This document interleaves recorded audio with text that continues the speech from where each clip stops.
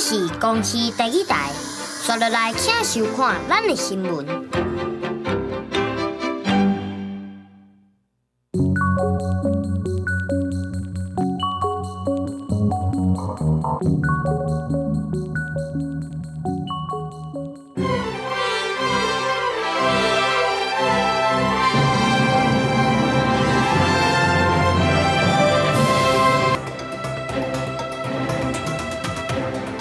各位观众朋友，大家好，欢迎收看5月26日新闻，我是嘉豪。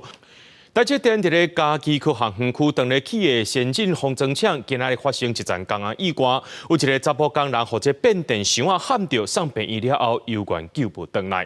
台积电表示，讲今早起呢有一个指挥吊车的工人或者变电箱啊喊到，伫现场随甲急救，要驻守伫咧厂区的救护车该送病院治疗，不过有关救不回来。目前相关工程已经先停工，等待这事故原因来厘清。那台积电也讲，因会配合调查，协助包商处理相关的事项。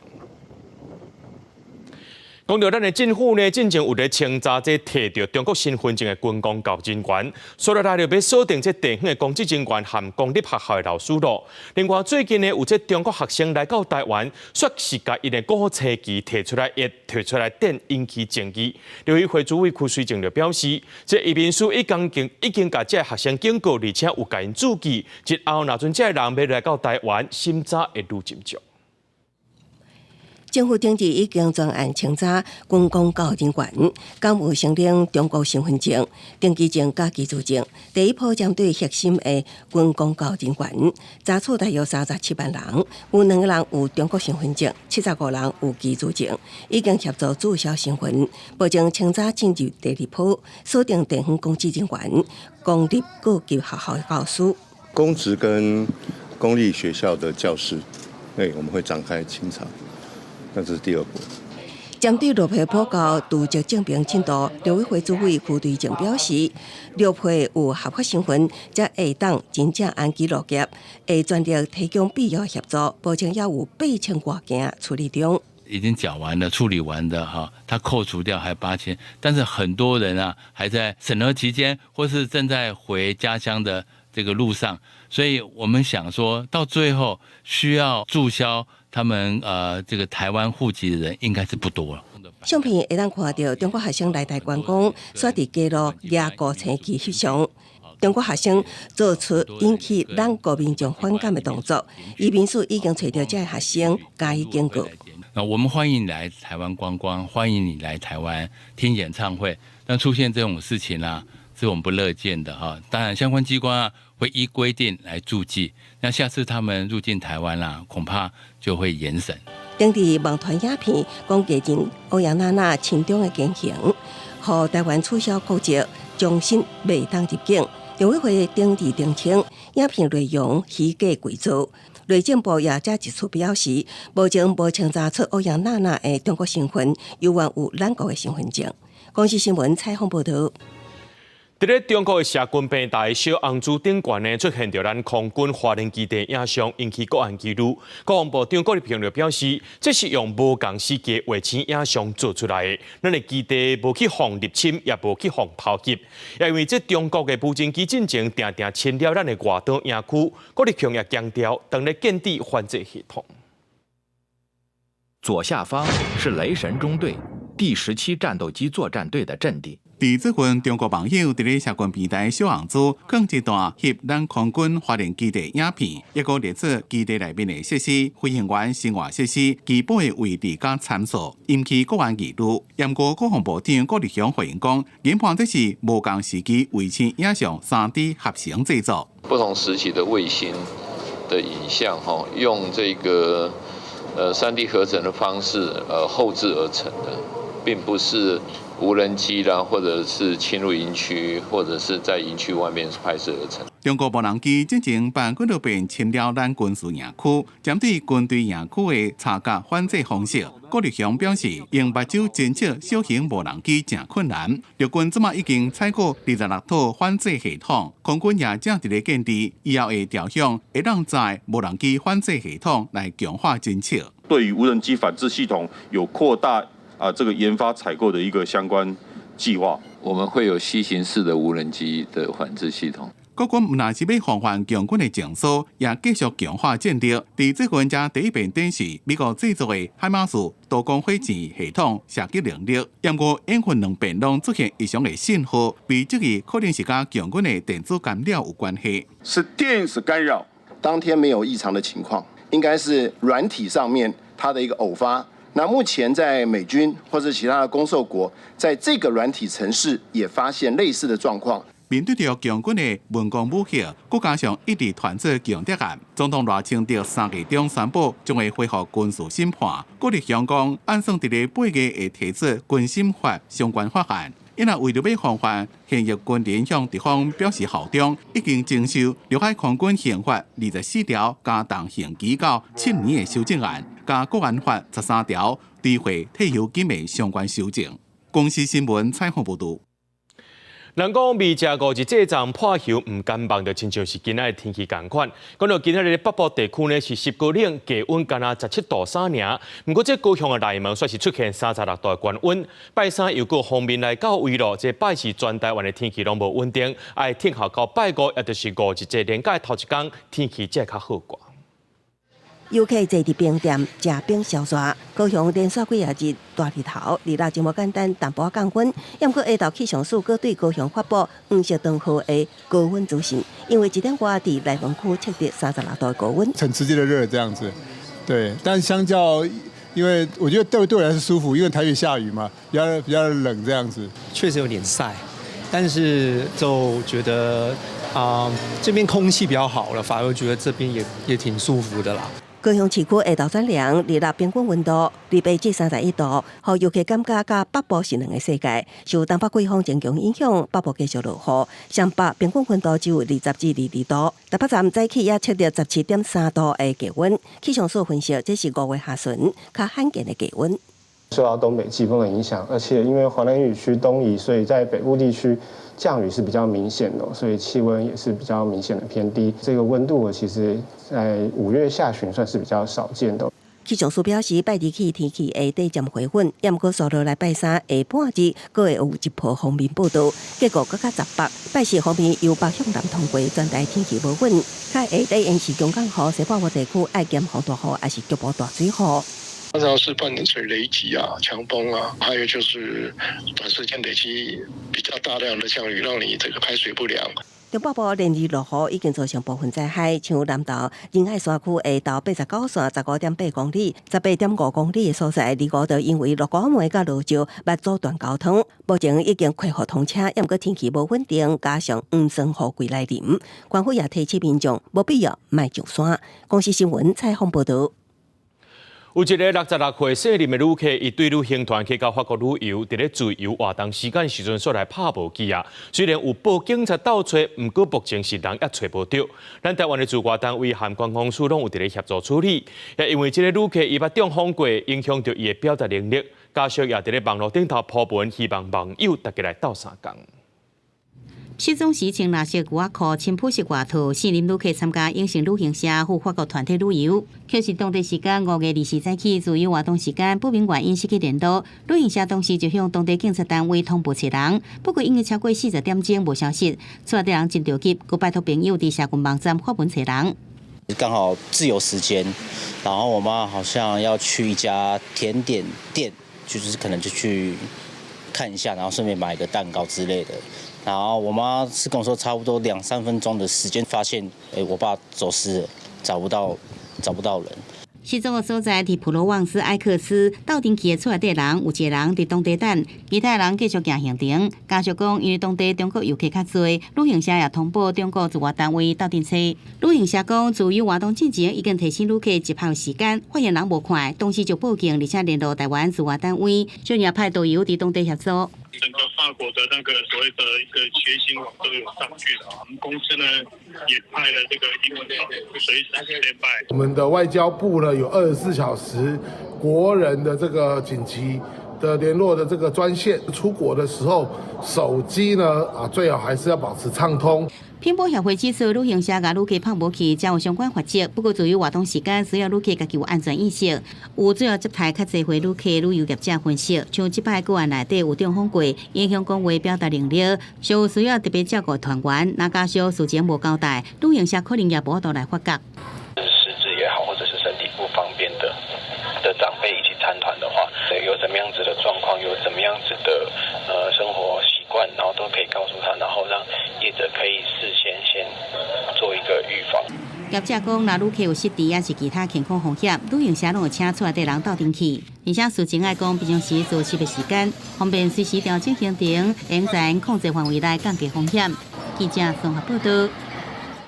南投中寮石龙宫真侪人会去遐拜土地公顺线食泡面，所有诈骗集团讲因有土地公指示的名牌，标榜是赶紧买回，讲这就是诈骗。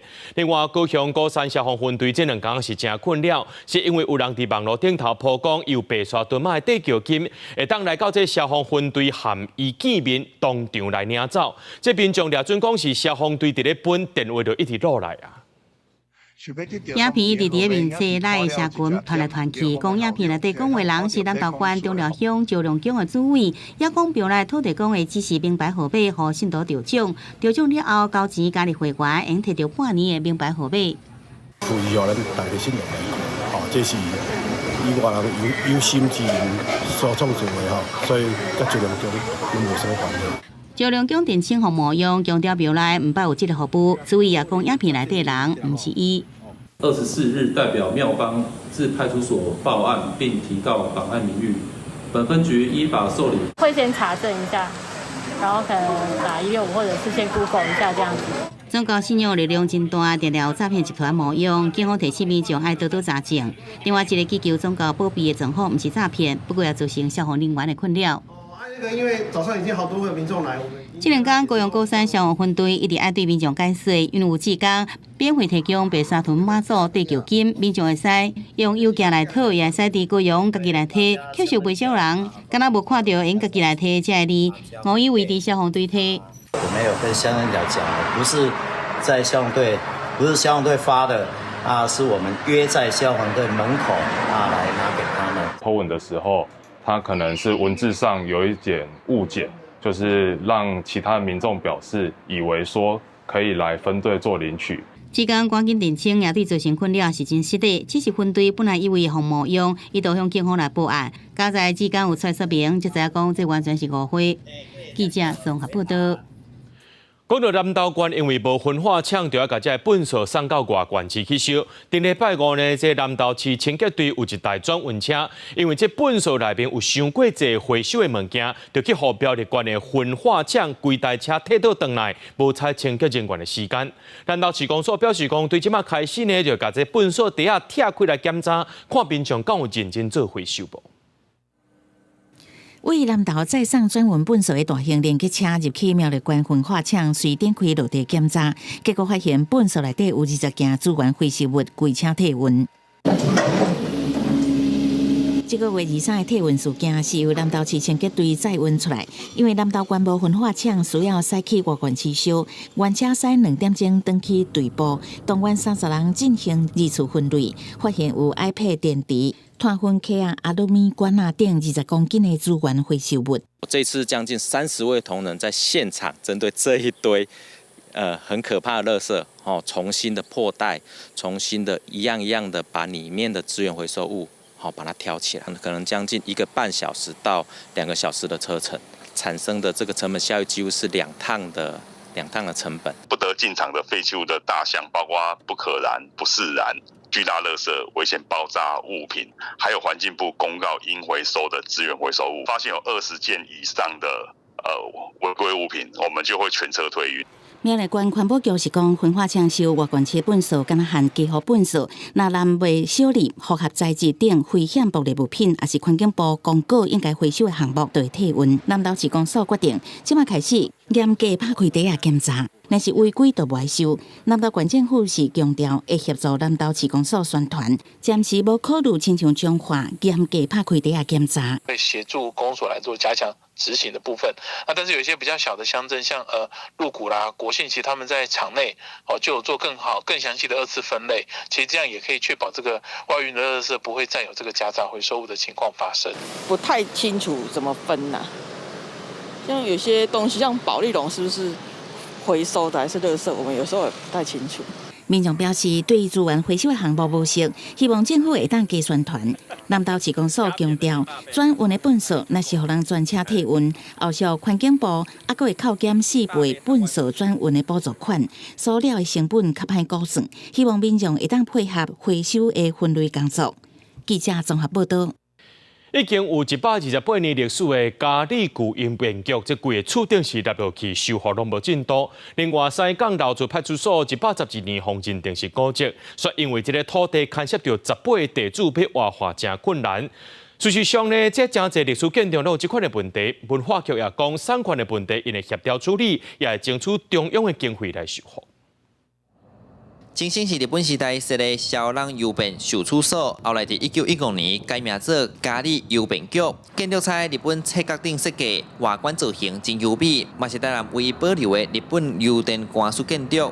不过，即阵对外观看，厝顶已经立了牛条毛倒落的情形。有民代反映，2019年就启动修复计划，到达也无进展。民代记得办会刊，初步了解是三款问题，目前由邮政协会参电信协会各持一半。电信协会虽然有意愿关进3款和市府，不过邮政协会无表态，民代表示后续会协调。非营利性的一个财团法人，所以每一年我们能够运用的一些资源跟余裕其实是相当有限。那加上这一个古迹会动辄都是1000万起跳的，所以其实协会并没有办法一次就是把这个经费去做到位。你也要安尼规矩呢，你的所有权呢，即阵的规矩拨用给地方政府，管理单位、所有权单位一致，这个状况之下需要去协调。另外，这边西港是民国26年建的老树警察管理派出所，110几年，互人认定做7年古迹。经过了解，这栋建筑已经30档无使用，目前地方虽然有咧讨论要修复活化，不过3款同款复杂，佮牵涉18个地主，若投入真侪经费修复，倒位地主无同意就会被了工。文化局讲3款问题爱先确定清楚，才通规划后续活化用途。因为土地我们检察局托管的占1/3，全部就移给市政府，由市政府来媒合相关单位来做一个利用。产权的部分，我们会在这一段时间里面呢，我们会来协商包括私有的还有包括2个电信邮政协会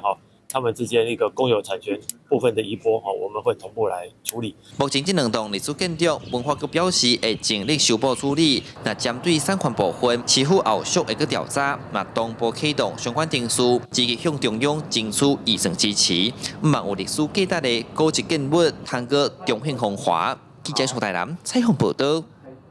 在咧疫情期间，真侪店家拢无要甲这便所借互人使用。即马疫情结束几多年啊，这三甲楼街店家呢，因着发起款待服务的活动，无就算这人客无甲因交管，因也愿意将这便所借互人使用，而且会当借你充电、抗行李，这服务加起来有13项。目前这三甲楼街已经有40多家店家来参与咯，要互游客感受到台湾人的真情味。头家会使借落水哦。会使啊，阮三甲楼街有提供这免费烧水的服务。马来西亚游客来到三甲楼街佚佗，因为带囡仔出门真无方便，需要泡啉款东款西。不过，若甲店家开喙就食方便，拢是无问题。台湾人的人情味，和马来西亚游客俄勒盖得知。我觉得台湾人都很好很友善，然后而且就好像我有带宝宝啊什么，就特别亲民。我常借厕所啊，借热水啊，什么各种借，然后很多台湾人都特别好。三甲楼街相关协会发现讲，伫咧疫情了后，真侪店家拢暂停提供借便所、借充电等等的服务，为着要恢复疫情进前的人情味，因发起款待服务的活动。除了借烧水、泡牛奶，也会当提供便所、免费用 WiFi、手机充电、借扛行李等等，计共提供13项服务。若是拄到外国游客，因要提供优先的翻译服务，亲像日语、越南语、英语等等这款服务，拢是店家家己组成的。优先店家是为民国111年到即摆已经有4年啊。阮三峡老街店家吼，大多数的店家大家拢真团结。当初咧号召这店家参加的时候，其实大家参与度拢算真悬。提供伴游，再介绍啊，才有礼数啊。啥物物件好食，啥物物件袂一定爱来，一定爱买啊！就连游客建议的导览服务，三峡老街也有，只要去官方网站申请，因就安排导览。目前三峡老街附近有90间的店家，已经有40几间加入款待服务。商款协会表示，未来会靠更较侪店家来参与，互更较侪游客感受到台湾的宁静味。记者陈阿选、曾俊佑新北报道。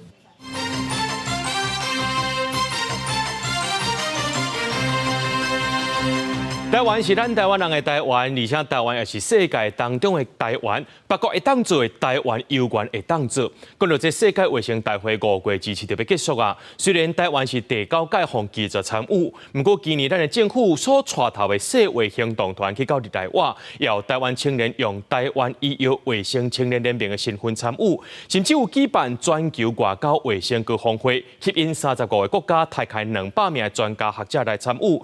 透过着这参与国际事务培养着国际视野，让全世界看到台湾的医药卫生实力。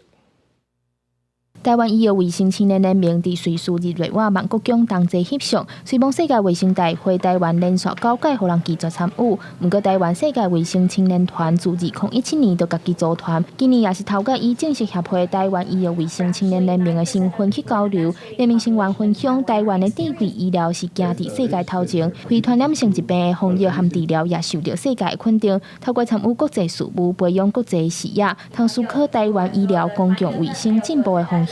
就是 Global One Health， 就是全体，就是集体的公共卫生这样子，把不管是动物或是环境，还有人体的健康，都看作是一体的，一起来讨论。不管是大流行病的预防，或者是后续的疾病治疗，只要有更多的部门一起来努力，我觉得会有更加好的成果这样子。台湾医药卫生青年联盟表示，因家己筹备全国外交卫生高峰会，今年成功促成35国大用200个专家学者参与，证明台湾青年伫国际卫生领域的影响力，也希望台湾青年未来有机会通去国际组织学习。世界公卫学会联盟 WFPHA， 它底下有一个年轻子组织，那我们其实和他们有一个交流访问，去了解说，那我们在公卫在台湾的学生，我们有没有机会可以到国际组织有一个深耕蹲点的一个实习的机会，让台湾学生可以进入国际组织有一个学习。台湾青年团除了举办高峰会，也参加周边超过40场会议，争取和国际合作交流的机会。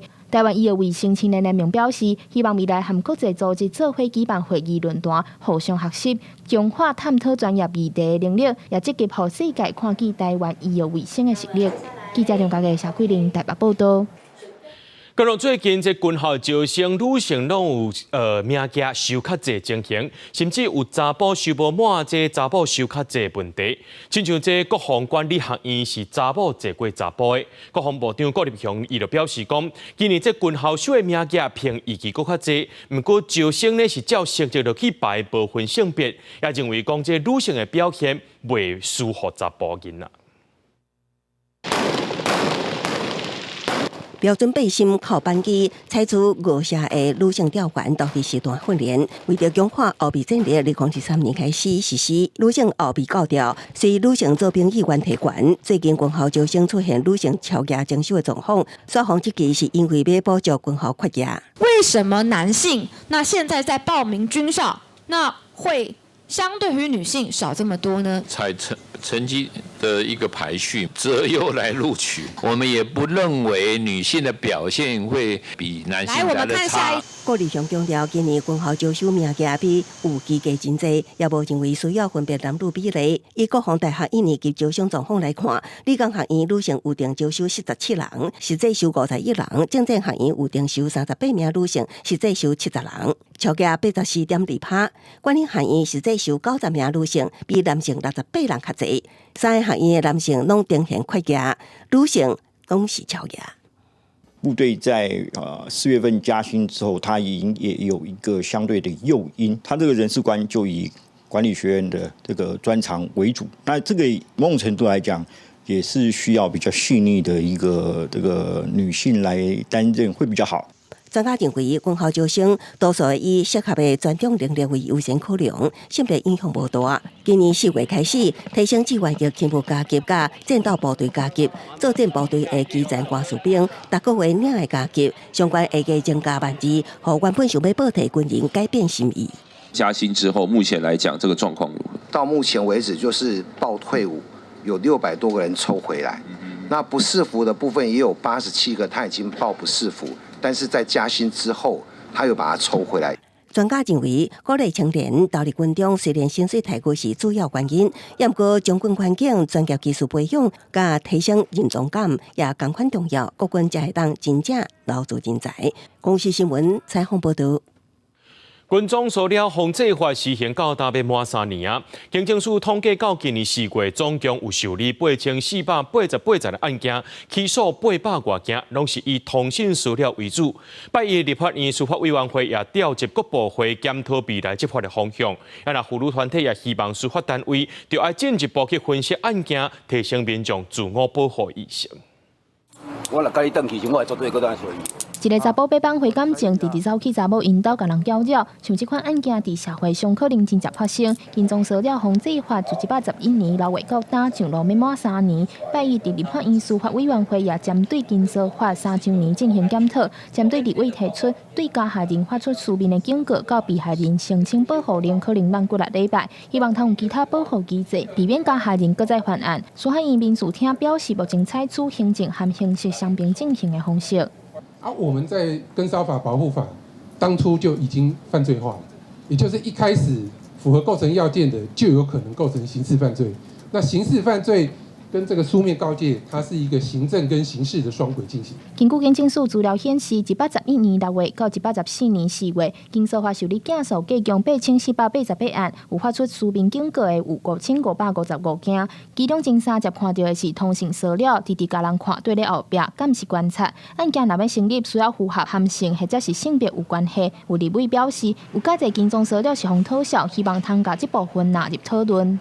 我发现很多跟骚的人是被黑道讨债的啦，对不对？那像这种案类很清楚，是不是就可以纳入一个跟骚的范围？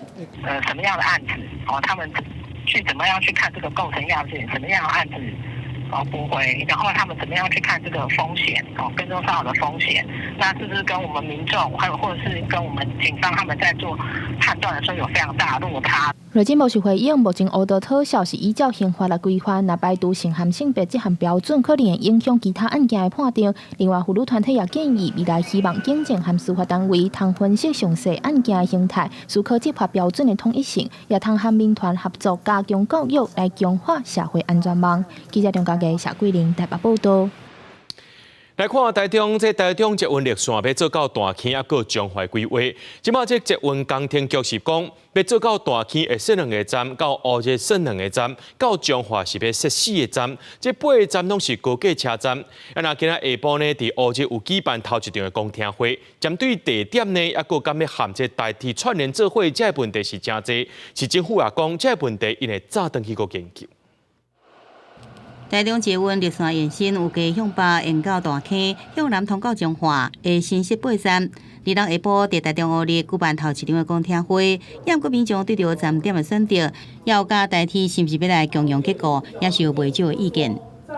前红链的左右边啦，等于是在左边啦，79可能差不多500公尺啦。台中捷运绿线往南延伸部分，会伫乌日甲彰化总共增设6站。不过民众讲，来到彰化进前，变做一段西弯，烦恼产生噪音的问题。另外有几个站点离乡近，加上部分的路线甲代替是只会行功能可能会停塌。捷运是一个短距离的都会捷运的都会轨道的搭乘行为，所以台铁跟捷运路线平行，它不代表一定有竞争关系，它可能是一个路网的转乘的合作关系。顾问公司讲，可行性研究到即阵已经10多年啊，加上土地利用甲工程成本的变化，所以讲伫今年6月综合规划中，甲78甲79 2个站点调整，减价对着建筑物拆迁的影响，同时新增加至20A 站来配合彰化轻便铁路的规划。彰化县政府提供他们新的轻轨的一个路线之后，我们把相关的路线配合他们的轻轨规划的内容，适度的调整，让整个捷运站能够跟轻轨来无缝的一个转乘。市府讲，这阵绿线延伸已经伫今年1月得到行政院核定，预计伫今年底完成综合规划，交由交通部核定，时间期程是9年。虽然要有2场的公听会，会广泛来接纳地方的建议。记者综合报道。嗰落这台中绿线的这捷运灯咧继续延长，那这市政府呢为着要装捷运拉线建设经费，是甲水南经贸园区在内17块土地摕出来卖。调机关批评讲，这市政府是带头伫咧炒地价。那市政府是回应讲，因是依法回收开发的成本，要来推动公共建设。不过有学者是认为讲，这土地呢就要留咧，用来去收企业进驻，增加就业机会。土地用铁网仔盖围起来，内面拢是杂草甲石头。台中市政府要伫咧6月底启动今年第2届市地标收，拢总有17笔缺单征收的配依地。其中，这块土地是西屯文商段50地号的精华土地，大概有475平，一平地价差不多是305万。市政府把讲要卖土地来欠钱起捷运，洪执期是带头炒地价，无看重技术证据。卢秀燕之前曾经说要卖地盖捷运。但是呢，捷运的预算是分年编列，并不需要一次的卖地来筹措经费，那应该要有健全的财务计划。为什么要急着来清空台中市的精华土地？影响很大，那个政府带头炒地皮啊。以台中捷运拉线做例，总经费是981亿，台中市政府家己传494亿，今年编列88亿，正做开发也有工程的经费。台中市地政局表示，水南经贸园区飘售土地是依照土地征收含区段征收实施条例办理，回收开发成本，总会再拨入去平均地权基金，搁再进一步推动各项的公共建设。开发完成后取得配余地，我们依法必须要办理公开标售，然后收回我们的开发成本。所以我们现在目前做的标售作业，主要是在基于财务回收的一个原则下来办理。市政府表示，今年2月头一届市地标售脱票率创下历史新高，敢若18%，赚60亿。这届总标售底价要到520亿。都市计划学者认为，以总计相关的创建单26号土地来讲，当初设定是要创造在地就业机会，市政府应该爱摕来吸引非特定企业进驻。创园26，甚至它旁边周边的土地。市政府可以主动把它拿出来，不要说标售了，其实送给辉达，我都认为这是我们值得投资的。为什么这么讲？因为这是当初我们在设定这个水南经贸园区的时候，就是希望能够创造就业机会。赖耀华表示，继续用原价卖土地，对整体都市计划是真不利，应该等到土地本地使用设定，这才是正道。公司新闻综合报道。讲5月31日就是世界无薰日，世界卫生组织提醒大家，薰商当咧用加味的薰、色派包装等等各种的行销方式，要来吸引少年人去食薰。咱的民间团体也呼吁政府着爱禁止加味薰，禁止这包装做甲伤过水的。若国建署伊是讲，因为伫咧加强处理2年多发别6000件。它呀，还可以变成现在最时髦、最流行的饰品，可以当做项链挂在包包上。无论是时行的商品，也是古锥的配件，为着省少年人的注意力，电子薰包装做牛奶茶、西瓜的口味，用古锥的包装，让少年人降低对尼古丁的警戒心。不过，医师指出，这5花杂色的口味，就算是食品的添加物，嘛有可能在加烧的过程当中，释放对人体有败害的物质。把它加热，然后蒸发，从这个肺部吸入的话，它就不再具有安全性了。所以这些添加物。它们都是潜在有可能对身体有危害的物质。目前 WHO 提出7大有效薰害防治策略，其中影响少年人上深的，包括禁止有口味的薰、规范产品设计，甲采取素面的包装，也有禁止伫咧网络顶卖。有记者食薰的团体呼吁，薰害防治法已经明定禁止有口味的薰，不过卫福部交代，要是无公告甲落实。台湾咧卖薰，竟时的度面积敢若有50%，伫咧全球排名是吊车尾的。有通过并且执行全面禁止电子烟、严管加热烟，但是我们政府的不积极作为，让我们的青少年、让我们的孩子在网络世界随时都可以接受到这些魅惑的这样的行销手法。禁止加味烟品的部分，在法令里面已经有规范。那务实面，其实我们也希望在执法上能够让保护国民健康，特别是年轻人不要落入这个烟商的伎俩。基督教分的团体呼吁政府新形态行销带来危险，若继续结外挂，牺牲的可能是后一代的健康。国建署表示，无论是网络平台或者是社群的行销，拢已经下部会加强处理。从112年3月2日《危害防治法》修正实施到今年5月19，采发的件数要到6000件，采发的金额差不多是5亿。公视新闻台北报道。来看到高雄这主营的中信路附近，就是高铁主营站，人来客去，车也真多。不过这灯仔卡呢，不是未通，就是有人停车，甚至是点物件伫遐，致使这过路人就跋倒行。也来这民众要行路呢，就要行到大车路去，变甲真危险。即马市政府交通局决定讲要设一个人行道，当地店家就随调起来，讲安尼先设落去，会影响到因做生意。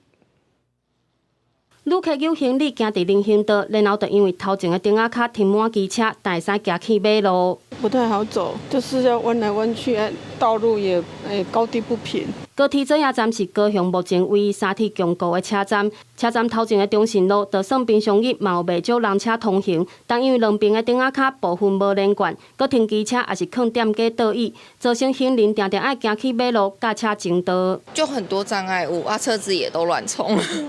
对，所以还是好好规划这件事，对我们行人比较安全。行人常需要走到车道上，形成人车争道的风险，影响通行的安全。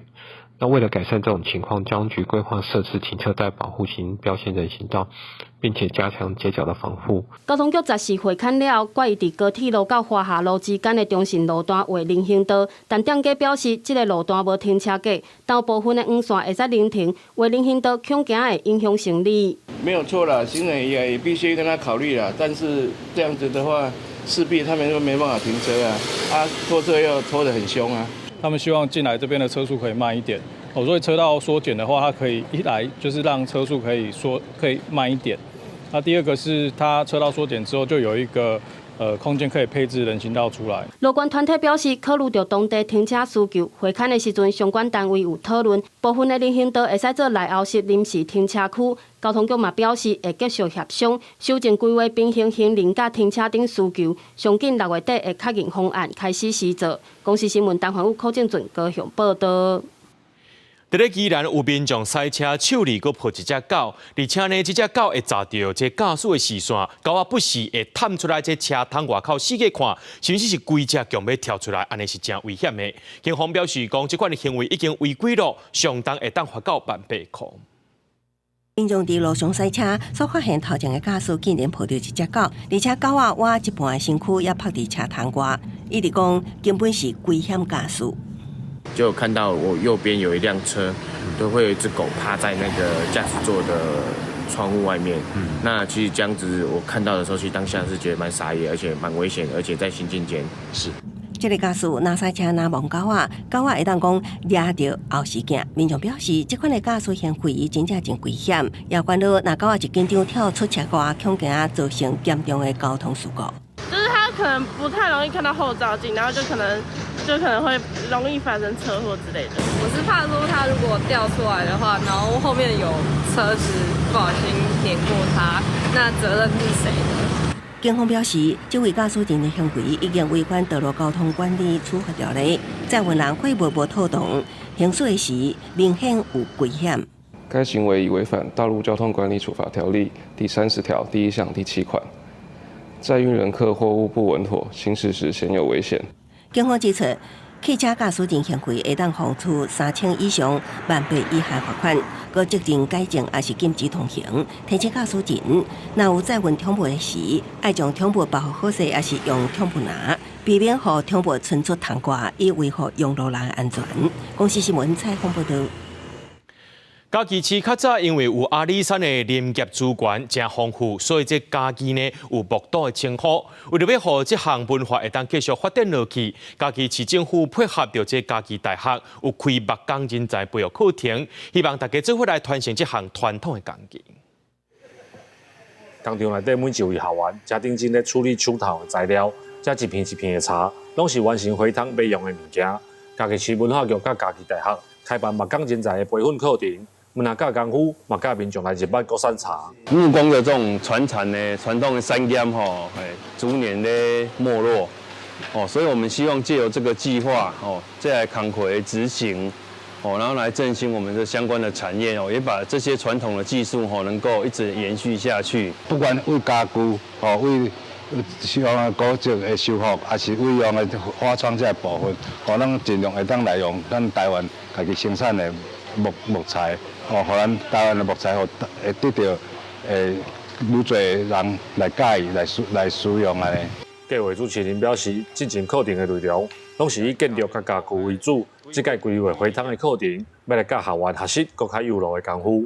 要做这汤花是较有路，所以伫基本功的时候，为磨刀啊、要锯的时候，基本上拢是靠手工，所以一开始就会感觉会较顶真，所以这届同学感觉讲，跟咱较困难安尼。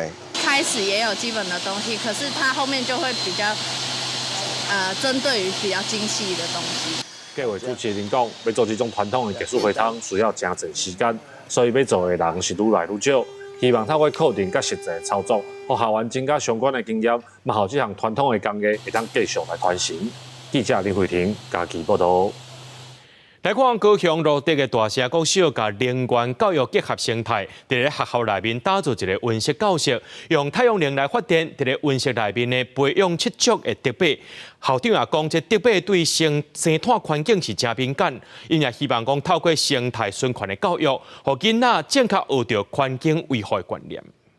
教材教小朋友一些这是第一批。大社国小校长手提这盒标本是第一批饲的德泽糖，经过年外时间，这卖品种已经增加到7种。学校无论是教室内底，也是走廊顶悬，四界拢有德泽糖的饲养箱。校长讲，因为德泽糖对环境变化真敏感，这卖会当成功伫温室内底生态，代表这个生态环境嘛适合人。这个温室这卖唔那是一个能源教育的根本，也是环境维护上会教材。我最喜欢龙虾。最喜欢龙虾，为什么？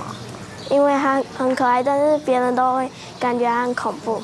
它就类似像绿胶竹节虫一样。这是从一个小屋子氢能屋，到一个大型的昆虫花温室，最后到一个能源科技教室。这能源科技教室，我还是期待说我的孩子可以从中自己去发掘我怎么改变。那未来他必须贡献到这个社会上。太阳能通电之后，会和底下的水槽发生电解之后，生成氢和氧。大社国小是高雄唯一的能源教育辅导学校，学校将能源教育融入生态维护，对幼儿园开始设计一寡无同款的课程，将省能、俭能、节能3个重要的能源概念融入学校的日常生活。老师讲，这2年以来变化，可以真感慨，也真感动。孩子们他们会对于这些东西更有兴趣，而且可以成为他们一个。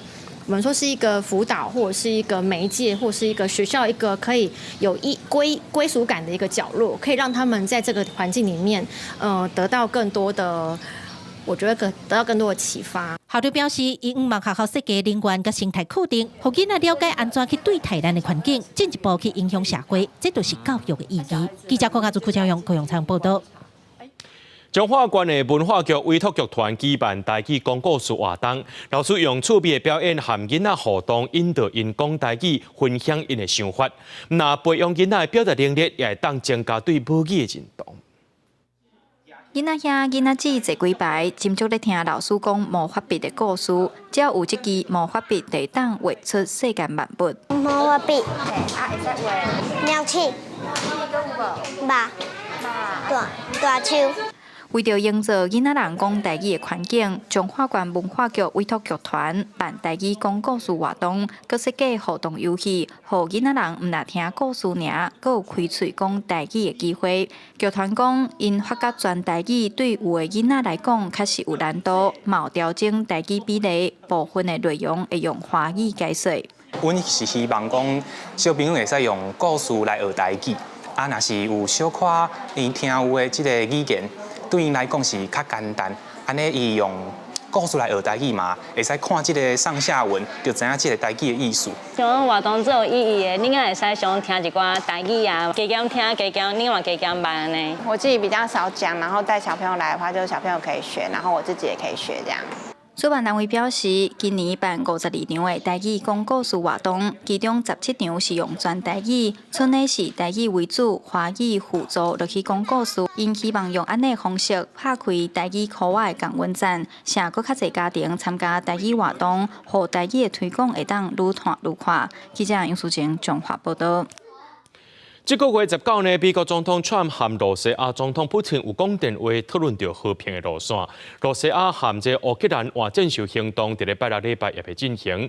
不过，这罗西亚最近却对乌克兰进行这战争3年来上大规模的空袭，出动367架无人机和飞弹，上报有13人死亡，60多人受伤。Trump 除了批评普京有影伫咧笑，也暗示讲要制裁普京。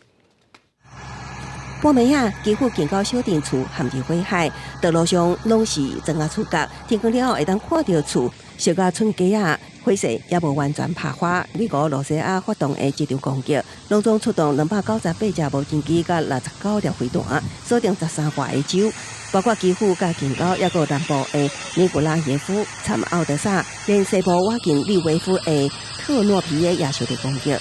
别家附近的波兰拢出动几啊架战机，确保领空安全。Слышала, что сбивали шахеды, а потом взрывы, но я не поняла, что такое свершилось. 2 будівлі повністю знесені. І сестра з чоловіком в реанімації, а діти загинули.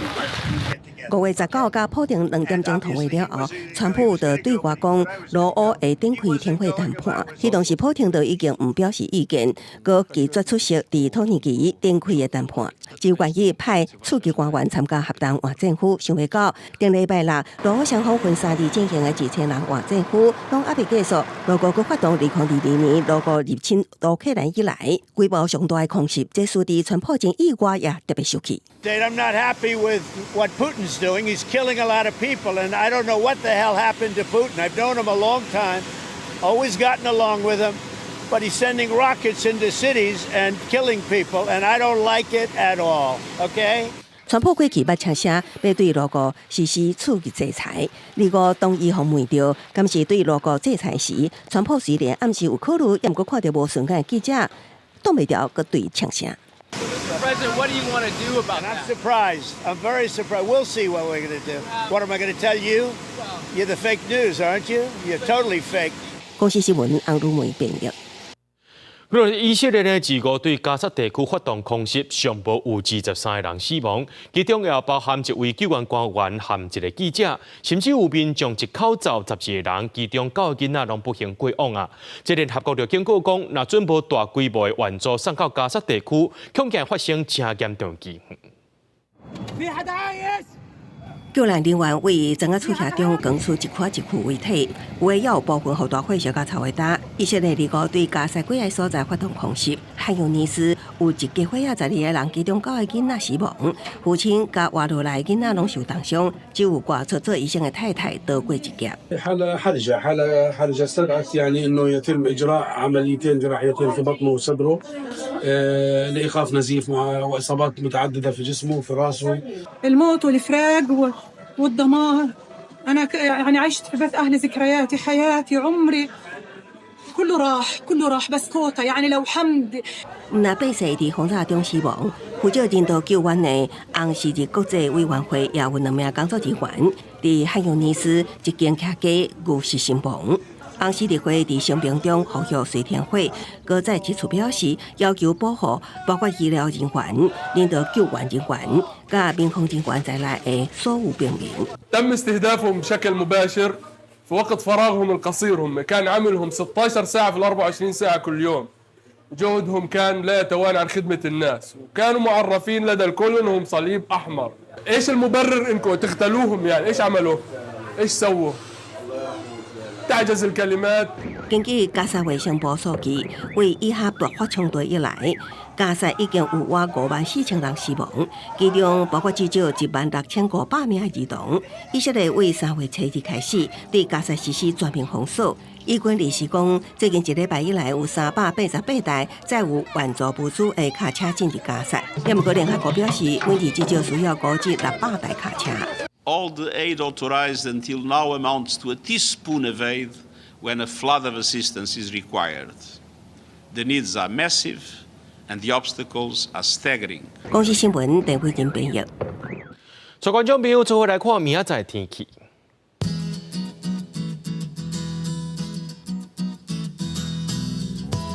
基隆台北糖新竹对19度到30度，苗栗台中彰化南投云林对18度到32度，嘉义台南高雄屏东对20度到33度，宜兰花莲台东对19度到30度。平遥金门马祖对20度到29度，下个未来3天的气象。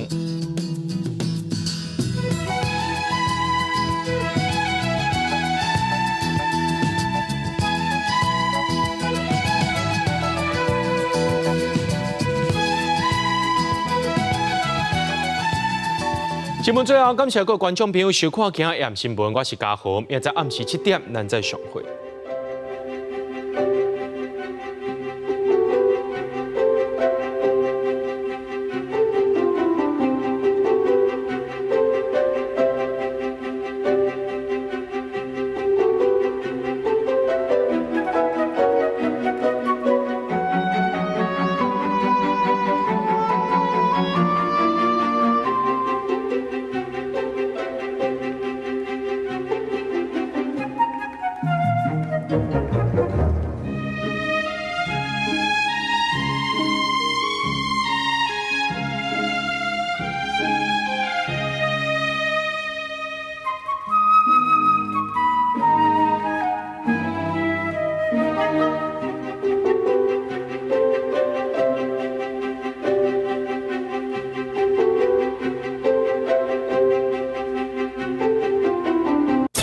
早时的第2名是要安怎讲咧？高清哦，嘿，那唔知他救命对啊，我该机会了，